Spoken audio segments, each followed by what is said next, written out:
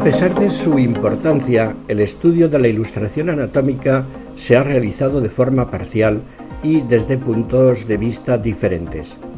Un clásico es el libro Geschichte und Bibliographie der anatomischen Abbildung nach ihrer Beziehung auf anatomische Wissenschaft und bildende Kunst, que vendría a ser algo así como Historia y Bibliografía de la Ilustración Anatómica en su relación con la ciencia anatómica y las artes visuales, que fue escrito por Schulin en 1857.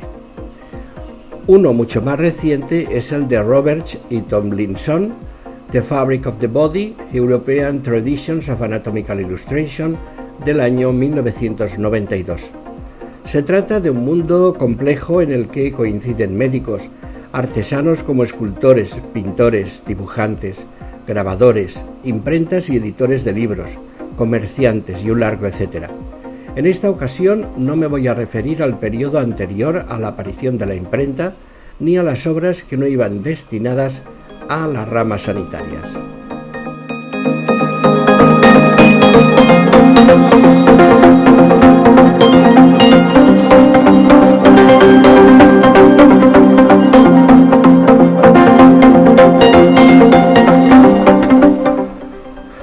Algunos autores, como el historiador de la medicina Charles Singer, establecen diferentes etapas en la ilustración anatómica, en las que nos vamos a basar, aunque solo sea en parte.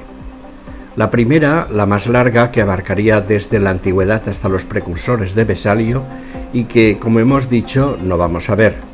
La segunda, por el contrario, sería muy corta, unos 20 años. Comenzaría en 1521 con Berengario da Carpi y terminaría en 1543 con la publicación de La Fábrica.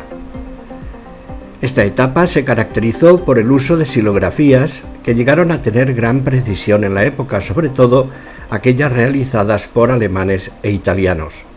Entre sus características está la representación preferente de todo el cuerpo en vez de sus partes aisladas, el uso de fondos paisajísticos, un diseño de las figuras que parecen vivas y no cadáveres, etc. Berengario, que lo ubicamos siempre en la anatomía prevesaliana, se graduó en medicina en Bolonia en 1489 y fue catedrático de cirugía en 1502, donde enseñó durante 25 años. Fue de los primeros anatomistas en utilizar ilustraciones basadas en la observación. Anatomistas y artistas, dibujantes y a veces dibujantes y grabadores, comenzaron una larga etapa de relación que perduró siglos. Las láminas que vemos pertenecen al Isagogae Breves de Berengario de 1525. Se cree que el artista fue Ugo da Carpi, que nació en 1455 y murió en 1523.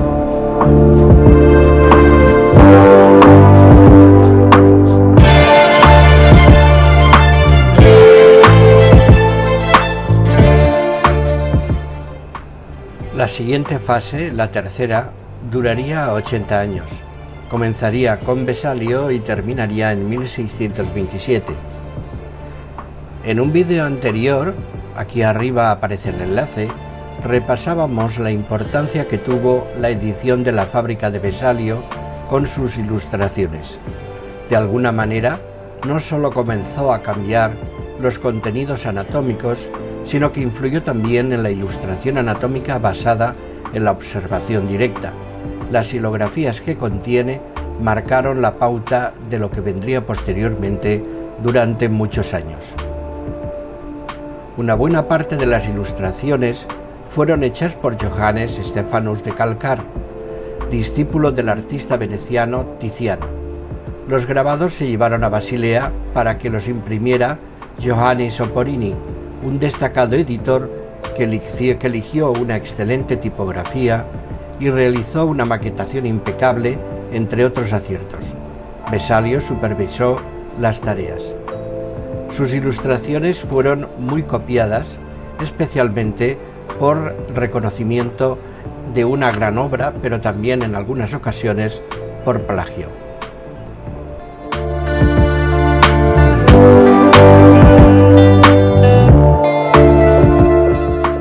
De los posvesalianos mencionaremos la historia de la composición del cuerpo humano, 1556, del castellano Juan Valverde de Amusco, que goza de características propias. A diferencia de Vesalio, que publicó su obra en un exquisito latín, Valverde usó la lengua vulgar, en este caso el castellano, después fue traducida al italiano, que acercó la anatomía a sus verdaderos destinatarios, los cirujanos, quienes socialmente estaban en un nivel inferior a los médicos y tenían formación artesanal. No nos referimos aquí a los médicos cirujanos, una excepción que se dio solamente en Italia y España. La calidad de sus imágenes es extraordinaria, ya que se utilizó la calcografía, es decir, planchas metálicas. El autor fue Gaspar Becerra, artista nacido en Baeza que se formó en Roma, con mucha influencia de Miguel Ángel. Nicolás Beatricet o Beatricius fue el grabador.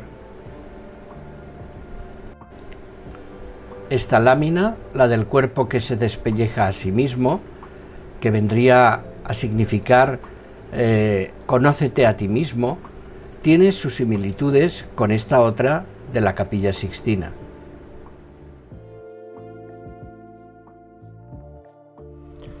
Determinados autores señalan otro periodo importante, el cuarto, el que marcó el grabado y aguafuerte en plancha de cobre entre 1627 y 1730. Ejemplos: la Anatomia Anatomicae de Giulio Caseri, que nació en Piacenza en 1552, estudió en Padua y fue ayudante de Acquapendente, aunque sus relaciones no fueron siempre buenas. Su tercera gran obra, Tabulae Anatomicae, fue publicada 11 años después de su muerte y fue editada en 16 ocasiones desde 1627. A finales del siglo XVII se sacrificó en ocasiones la precisión científica por cuestiones artísticas. Las láminas de la anatomía de Godofredi Wittlow, dibujadas por Gerard de Lairés, son magníficas obras de arte y, sin embargo, contienen numerosas inexactitudes anatómicas. Los diseños de Gerard de Lairés son una desviación total de la tradición idealista inaugurada por las hilografías vesalianas. Las figuras se muestran con realismo y sensualidad cotidianos, contrastando las partes crudas y disecadas del cuerpo con las superficies suaves llenas de carne sin cortar que las rodean. Aparecen figuras atadas y desolladas en ropa de dormir o ropa de cama ordinaria, así como objetos como libros, frascos, incluso una mosca. Del Actibus de 1627 de Gaspare Aselli, que no solo anunció el descubrimiento de los vasos quilíferos, sino que también representa el primer intento de utilizar el color para distinguir diferentes partes del cuerpo, en este caso estos vasos de los vasos sanguíneos y las vísceras, con la ayuda de una silografía de claroscura impresa en color.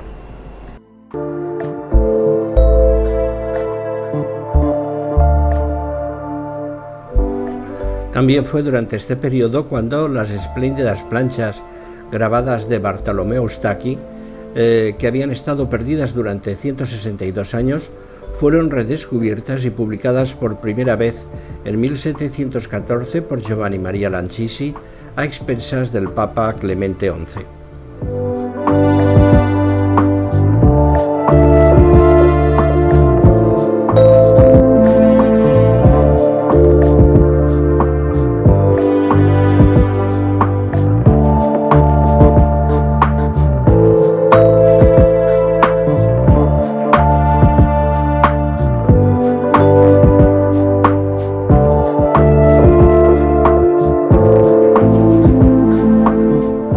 Aquí quiero colocar también el Atlas Anatómico de Crisóstomo Martínez, valenciano de nacimiento, fue coetáneo de Marcello Malpighi, Lorenzo Bellini y Anthony Leeuwenhoek. Aprendió y luego ejerció en Valencia de pintor, grabador y decorador de muebles. Hacia 1680 comenzó a realizar un atlas, para lo que recibió una ayuda del Ayuntamiento y de los diputados de la Generalitat que solicitaron a Carlos II. Realizó parte del mismo en París.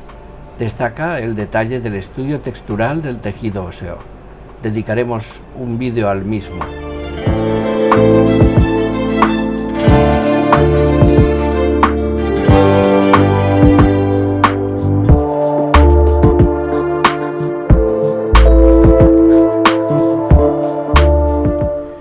El quinto periodo abarcaría de 1730 a 1778 y estaría marcado por la obra de Bernhard Siegfried Albinus.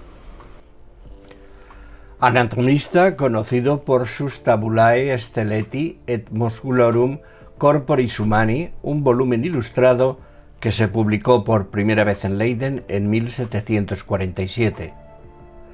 Contrató a un gran artista, Jean van der Laar, para ejecutar los dibujos bajo su estrecha supervisión.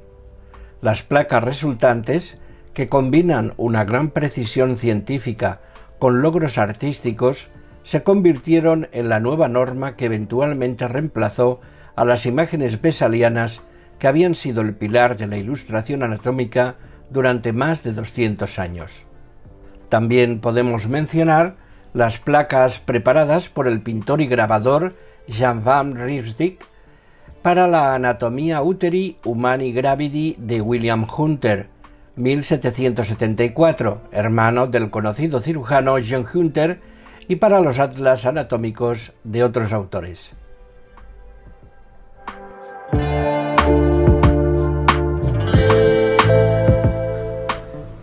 El papel vital del artista, más que el del anatomista solo, comienza a ser reconocido cada vez más, y los nombres del artista e incluso de los grabadores a veces ocupan un lugar destacado bien en las portadas, bien en la parte dedicada a cuestiones preliminares. El gran potencial del color en la metodología de la ilustración no se realizó plenamente hasta un periodo posterior. Aquí tenemos ilustración de vísceras humanas de Paulo Mascagni, tórax explotado, prosector de anatomía de la Universidad de Siena, lo que significaba que era responsable de dirigir la disección para la demostración y la investigación. Su Anatomía Universa, publicada entre 1823 y 1832, fue una obra completa de anatomía con 44 láminas coloreadas a mano, posiblemente por Antonio Serrantoni. El último periodo fue el que marcó De Basi Encephali de Soemmerring de 1778 hasta mediados del siglo XIX. Pero de este periodo nos ocuparemos en otro vídeo. Si te ha gustado dale un like y suscríbete gratuitamente al canal para su mantenimiento. Hasta pronto.